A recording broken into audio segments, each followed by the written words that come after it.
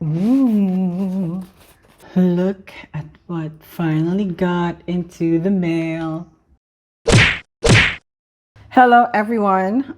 This is Book Rants. I know I haven't posted in a while, but I have finally gotten this book in the mail after 3 long months of waiting. So,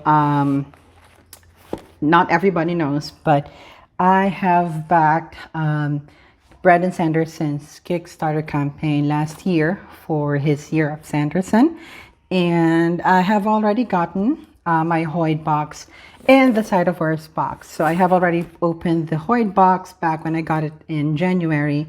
But I have put off opening the Side of Earth box and decided to only open it once I have gotten the Tress in the mail, which I already got maybe 2 days ago from the filming of this video. And now we're here. So I guess we would start with opening the Side of Earth box. Yeah, so full disclosure, I haven't read much of Side of Earth. I've read the first book and I really loved it, and I already have both Starsight and Cytonic in my library, but I haven't really read them yet.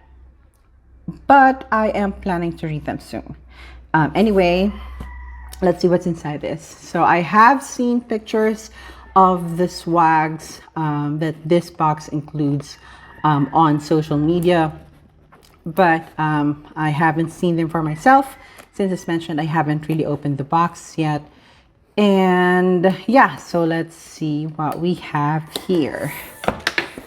So this video would be an unboxing video for these two boxes, as well as a review of the book Tress of the Emerald Sea. So yeah, let's see what we got. Ooh, right. So spoiler warning, all boxes contain this. I've seen this in my Hoyd box, and it appears like it's also in the Side of Earth box. There's a premium embot model, Doomslug Goldfish playing cards, Doomslug silicone mold, and Costner character pin. Ooh.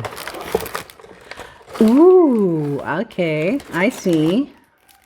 Playing cards. So I am a huge collector of trading cards and any other card games. I actually have like Exploding Kittens, a few tarot decks. I also have one deck of Magic the Gathering, although I don't play it. And I also have some 1993 deck of Advanced Dungeons and Dragons, although I don't play that as well. And I am interested in seeing what these cards look like. Let me see. Yeah, you might be hearing chickens in the background. I'm so sorry for that. I live beside a farm, and that is a normal occurrence for me. Oh, these are so pretty. I don't know how visible they are in the camera, but they do look adorable. Okay, Doomslug Goldfish. There's also a QR code for... Oh, this is for the rules for a modified Goldfish Side of Earth variant of the game. Oh, that's nice and that's neat. Oh my gosh, I'm sweating. If you don't know, I live in a country that's suffering from a heat wave right now, and I am dripping wet from sweat. I've also just recovered from a heat wave related migraine. So there's also that, which is fun.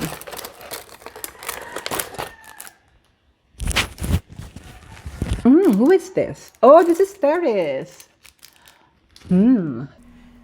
Editing Geo here. So when I shot my unboxing, my phone and the camera was upside down. I was fully intending to flip it over when I am doing the editing, and then I just now realized that while doing so, I forgot that when I am showing the some of the items to the camera. I was flipping it, and yeah, now I look like an idiot because the things are upside down on the video. So I will be overlaying the pictures of whatever item I am holding so that you can see it right side up. I'm so sorry. Look at that blonde girl. Okay, let me go ahead and get the character pin card from the Hoyd box. Now this is the Hoyd box. Oh, and this is Hoyd. Oh, that's nice.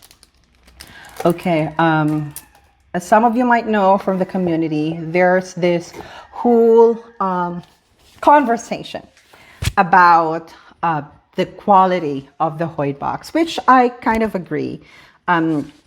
It really is kind of, how should I say this? Disappointing. What we got from the Hoyd box. I do understand where other people are coming from, because yeah, a bunch of notepads, a t-shirt, a pin, a bunch of stickers. That's kind of disappointing from the price that we paid for the swag boxes. But I mentioned to other people that that's kind of expected. I would not assume that each of the box would have like high quality products in them. Some are bound to have like less quality, not really cheap, not really terrible merch, because even though the items that are in this box are, you know, not as pricey or as high quality as the others, it's not really that cheap, and I do still love them. But yeah, that's bound to happen because from what I have learned from some of the live streams from Brandon Sanderson, they do plan on putting some really great products in other boxes. For example, ooh, this one from the Cytoverse box. I've seen some of this online, and I haven't, as mentioned, since I haven't really opened my box yet, I haven't seen one up close. I've just seen some pictures, and I have deliberately not paid closer look into the reviews of the product, but it does look like one of the higher end products slated for the swag boxes. Oh, I'm so sorry about that. Yeah, and let's see. This box looks amazing. Real fancy. And sorry. Oh my God, here we go. I've seen some online, and the others I've seen look silver, but this one is black, which I really like. I did not quite like the silver one, but this one looks really cool. Oh my gosh. If you are a Cytoverse fan, you would appreciate it very much. Look at that. See? Let's assemble it. Please come out. Please don't make me use sharp objects to get you. Okay. I hope I don't dent anything. Okay, I have ruined some of the foam, which I guess is okay. Ah! No! No! Oh, there we go. That was nerve-wracking. Okay, so how do we arrange this? Is it, okay, it's this way. Like so, and then, ooh, or is it like this? Oh, that's very nice. Oh, that's really cool. I will put a picture of this and the other products that I got from this Cytoverse box later in the video. But for now, let's put this aside. And then the silicone mold. So from the last live show, well, yeah, live stream that Brandon Sanderson had, one of his friends or one of his staff members' husband made a doom slug tin mold. I mean, tin figure using this mold, which I didn't even know is possible, since I would assume that this would melt if you use a molten metal on it, but apparently it doesn't. And this is so cute. I haven't tried doing resin sculptures yet, but I do plan on doing that in the future. And this would be really cool to try once I get some time to do it, which would be hopefully soon. I hope this would work on candle wax as well. Although putting a wick on it would be very problematic. Okay, there we go. Yeah, so the shirt is not here anymore for Hoyds. That's because I've worn the shirt. I'll try to put a picture in the video as well. See me wearing it, or at least a headless torso of me, because I'm very self-conscious right now. As you can see, I'm not even filming myself when unboxing these boxes. But yeah. And finally, the main event of this video is unboxing of Tress of the Emerald Sea. So excited. I'm so thankful that our customs here in the Philippines hasn't opened it, because yeah, it's very nerve-wracking when they do that. They did that for my Hoyd box, but thankfully they didn't do that for my Cytoverse box and my Tress box, because they sometimes do that to see if, you know, there are contrabands inside the packages that you receive, or if there are anything illegal in there, which I understand. But sometimes our customs can be very problematic if you're Filipino, or if you're aware of the issues here in our country. You know what I'm talking about. Okay, let's see.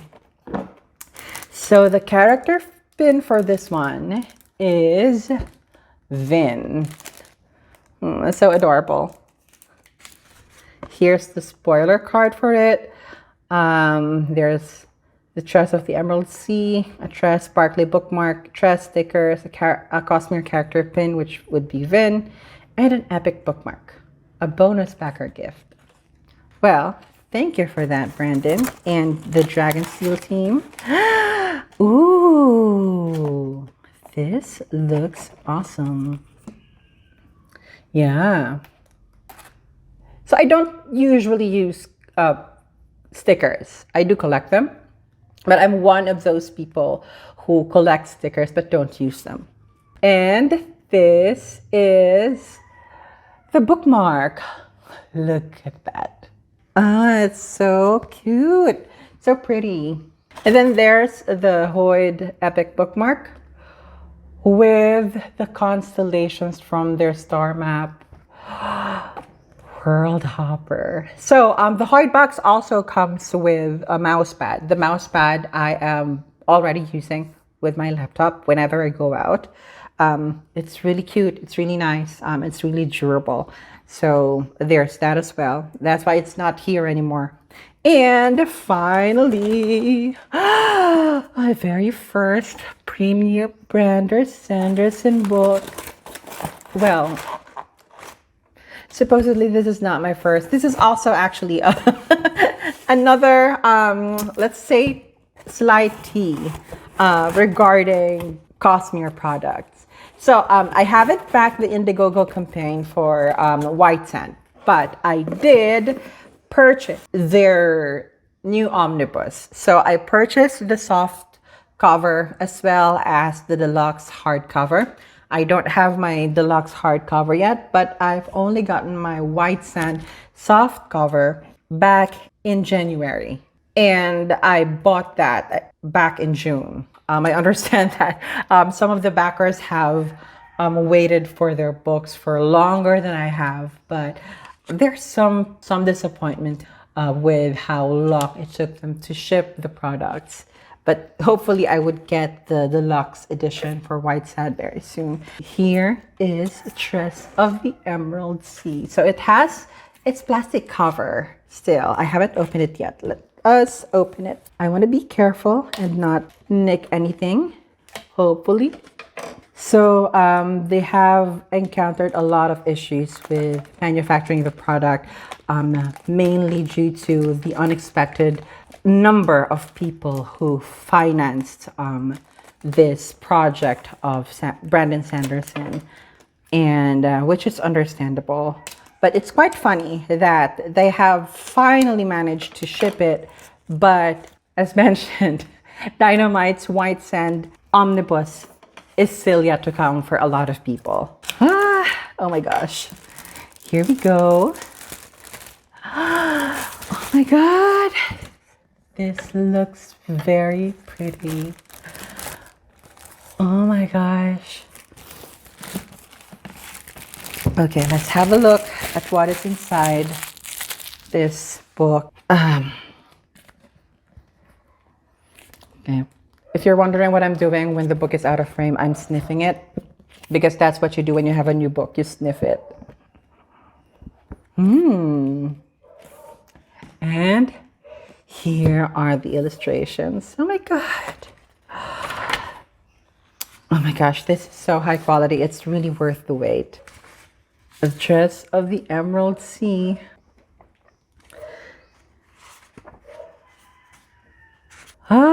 Very beautiful illustrations. There are, what do you call this, two-tone illustrations as well as full color illustrations inside of this book. I'm sorry if I'm out of frame. I just realized. I'm so sorry. But yeah, let me put this aside. Here you go. There. And then let's look at this a little closer. So yeah, there are full color illustrations inside the book, like this one. And there are two-tone illustrations like this inside of the book. And they're all really beautiful. Look at that. I love it. Let's see. Oh, so this is the part where they go from the Emerald Sea to the Crimson Sea. And this is the conversation with Tress, Crow, and the dragon, Sisis, if I remember correctly, and the sorceress's tower. So this is really beautiful. It's really worth the wait, and I'm so excited to get the next book in the project. I believe they're still waiting for the manufacturing to complete, which is hopefully very soon. But I can't wait. Okay, so I will be transitioning from this review and unboxing of the products to a few B-rolls of everything that I got. And then after that, I will be cutting into my review of Tress of the Emerald Sea. And for that, I will be using a combination of just gameplay B-roll in general. So yeah, thank you. And I hope you enjoyed. And I hope you would stay to listen to my thoughts on the books that I have read, which is Tress of the Emerald Sea. Bye! So, Tress. Tress of the Emerald Sea is the first of the 4 books in Brandon Sanderson's insanely successful Kickstarter campaign. It is set on Lumar, a backwater planet in his Cosmere, and tells the story of a girl named Tress on her journey towards rescuing the love of her life. Brandon has called it his take on fairy tales and was inspired by The Princess Bride. This is something I'm too embarrassed to admit, but I haven't read William Golding's classic. However, I have read quite a lot of Gaiman and Pratchett, and this is something that I find reminiscent of some of the Discworld novels I have read. I quite enjoyed the shift in the tone from a typical Sanderson book, so I hope Brandon Sanderson would revisit the style again in the future. Now, as for the story. The book is very well self-contained and a great introduction to anyone who's just dipping their toes into the Cosmere. There are breadcrumbs and Easter eggs here that longtime fans like me look for and devour and can and do talk about for hours on end. But they don't act as barriers to newbies who might not realize the relevance of what they're reading at the moment. Not only that, but it also has a very high reread value. There is stuff that happened or were said that put on a different meaning when you read the book again, such as when Huck was speechless when he first saw Tress on the Oots dream, or how he talks about his kind and their disdain for Tress and people like her. I also quite liked how characters such as Tress's parents and the crew of the Crow song challenged Tress's motivations when they find out her reason for this whole adventure, because we don't usually find that in typical romantic stories out there.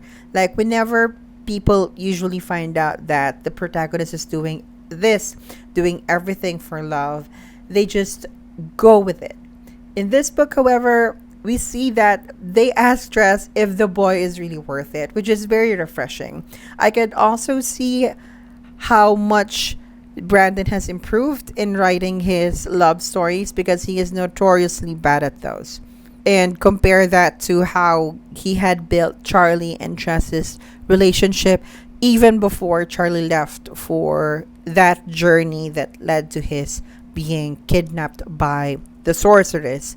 You can see how he built that up, how Tress and Charlie had bonded and had history before that. So you can kind of understand Tress as to why she would do what she did, why she would sacrifice herself, sacrifice her life in order to save Charlie. And that's something that you don't really usually see in other cases. And it's a lot less soap opera-y compared to how Brandon would usually do his love stories. The story tends to be on the slower end pace-wise, but that's typical for a Cosmere story, and Sanderson's writing is engaging enough that it doesn't become detrimental to anyone's enjoyment. I really enjoy this book. It might not be in my top 10 Cosmere novels, but that's only because the others are giants. That said, I do have some minor itty-bitty nitpicks that had affected, albeit slightly, my immersion to the story. First off, the language. This has been something I occasionally notice in other books in the Cosmere, usually when Hoyd is involved. Hoyd loves puns. He does it in almost every other dialogue he has in other books, and since he's narrating this one, the puns and the wordplays are exponentially more noticeable. And no, my problem isn't that I think the puns are bad. It's that for the puns to work, we'd have to assume that all the languages in all of Cosmere develop the same way English did in the real world. There's this rule in fiction, especially speculative fiction, that while you read the book in English or any language that you read it in for that matter, the characters in the story itself may be speaking an entirely different language, and what you're reading is simply the writer's translation of the text so you understand what's going on. I do believe there's a name for this rule, I just can't remember what it is off the top of my head. Anyway, I usually don't mind it, especially if it doesn't affect the story very much, but if it's relevant, well, that's another thing entirely. Let me give you a few examples. The first of which the people from 17th Shard had even pointed out in an episode of their podcast. The use of the term fire stick to refer to the stick that people on Lumar use to fire their cannons. Except it doesn't have fire on it but water, because that's what triggers the explosion on Lumar. A few 17th Shard members pointed this out about how it's a little bit immersion breaking. And it is, but this is the sort of word choice that I can excuse as not only necessary for the reader to immediately know what Hoyd is talking about, but it's also ultimately irrelevant to the story being told. The people of Lumar most likely have more apt terms to refer to fire sticks, but for the purpose of the storytelling, it does its job. The second example is the line, "A jaw so straight, men began to think if they weren't." This line earned a lot of praise from Brandon's fans, including myself, because it's really, really clever. However, if you think about the origin of the word straight and it's linked to sexuality, well, yeah. Straight, referring to heterosexuals, began in the 60s in the middle of the gay rights movement. It originated from a line in the Bible regarding the straight and narrow path, and the Bible thumpers calling gay people immoral. In response, gay people started referring to gay people who had stopped engaging in homosexual acts as going straight and narrow, or straight, if you will. So, for Hoyd to use this expression, there has to not only be an analogy for Christianity in the Cosmere, but also the gay rights movement. Still, to me, this is an excusable example. Maybe Hoyd actually used a different expression, and in world, it is Brandon who translated it like that just for funsies. It doesn't really affect the narrative in any way, so it's okay in my book. However, my last example is, to me, what really took me off the story because it was not only relevant, but essential to the plot. Spoiler warning to anyone who hasn't read the book and is still here, if you care for that kind of thing. So, Tress' love interest, Charlie, was turned into a rat. To break the curse, he has to bring the one he loves to the home of the villain so she can be cursed instead. In the end, the curse wasn't broken because the terms weren't met, because Tress wasn't cursed, and so Hoyd solved the problem by using a pun. Instead of taking Tress to the villain's home to be cursed, he tweaked it so that Charlie needs to bring Tress back to her home so he can verse her.